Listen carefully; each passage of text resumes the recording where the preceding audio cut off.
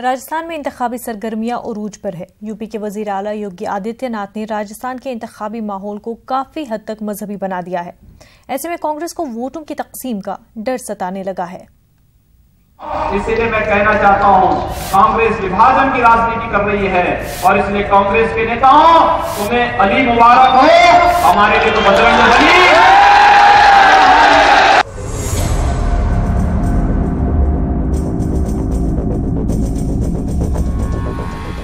राजस्थान में बीजेपी के star campaigner माने जा रहे यूपी के वज़ीर आला योगी आदित्यनाथ ने रियासत के सियासी माहौल को मजहबी रंग में तब्दील कर दिया है। योगी आदित्यनाथ कांग्रेस को मुस्लिम हामी जबकि बीजेपी को हिंदुओं का मसीहा साबित करने में कोई कसर नहीं छोड़ रहे। और मित्रों, इसलिए मैं कहना चाहता हूं, कांग्रेस विभाजन की राजनीति कर रही है और इसलिए कांग्रेस के नेताओं, तुम्हें अली मुबारक हो, हमारे लिए तो बजरंग बली।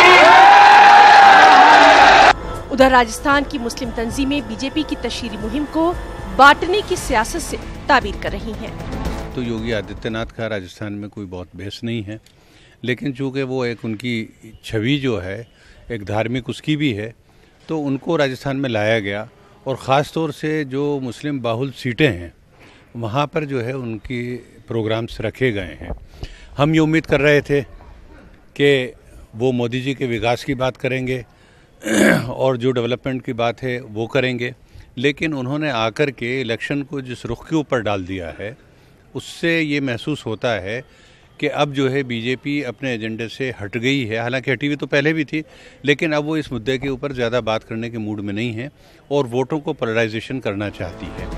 बीजेपी ने योगी आदित्यनाथ की रैलियों को ऐसी सीटों पर फिक्स किया जहां से कांग्रेस ने अपने मुस्लिम उम्मीदवार मैदान में उतारे हैं और कांग्रेस योगी इफेक्ट से फिक्रमंद तो है लेकिन जाहिर नहीं कर रही। आदरणीय भोगी आदित्यनाथ,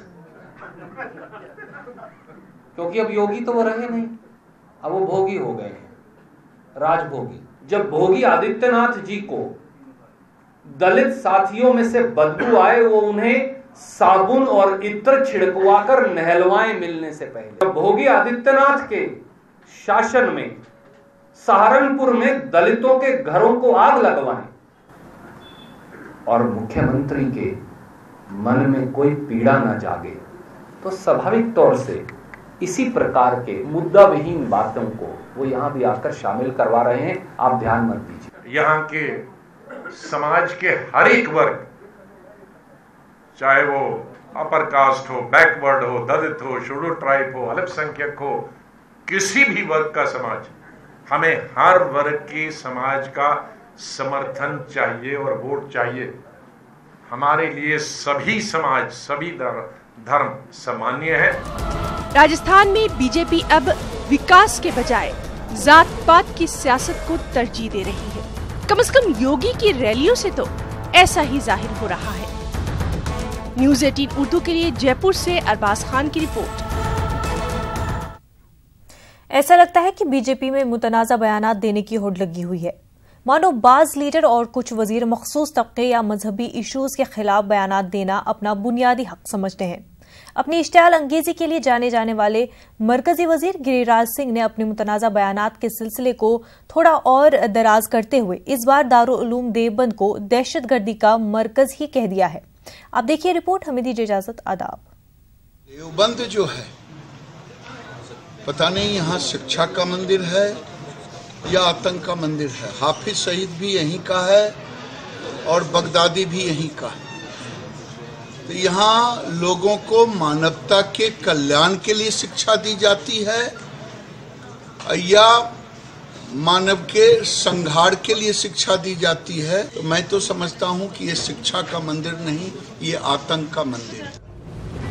मरकजी वजीर गिरिराज सिंह की ज़हर-अफ़शानी आपने सुनी। ये बयान उन्होंने देवबंद के गुरुकुल मंदिर में मत्था टेकने के बाद दिया है। अब गिरिराज सिंह के इस इश्तियाल अंगेज बयान पर सख्त रद्द-ए-अमल तो होना ही था।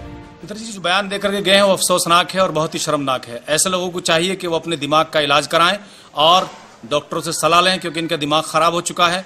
ये लोग देश के अंदर आग लगाने की कोशिश कर रहे हैं।